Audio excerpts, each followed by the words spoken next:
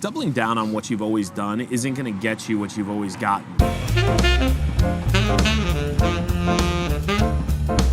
The need for you, if you've been in business for a while and you start to see a flattening out of results, or you see your revenues start to kind of go south, or a lot of times what that means is the market has changed. The dynamics in the environment have changed. Maybe someone's coming in on price. Maybe somebody's coming in, you got more competitors coming in, or there's displacement, and all of a sudden the client retention starts to go down.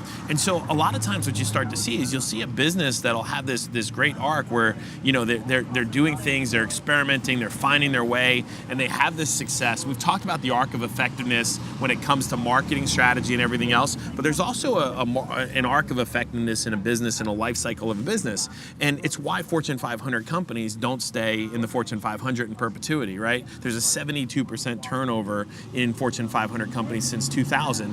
And a lot of that is because what happens is they get really comfortable in doing the things that they've always done. And the minute that doing the things you've always done doesn't get you the same thing, like doubling down isn't necessarily the answer, right? Going and doing more of the same thing will get you kind of, can really put you in a worse position, right? You start getting lower revenue, you start getting lower profitability and diminishing returns on that effort, and you start to get really frustrated with it. And so a lot of times what you have to do is you have to change your strategy, right? You have to tweak it a little bit. Maybe it means adding product. Maybe it means adding a new vertical, or a new line of business, or maybe it means, kind of reinvesting in training or tools or resources that can elevate you back to where your business is going to become a dynamic player in the marketplace, right? Don't allow yourself to atrophy.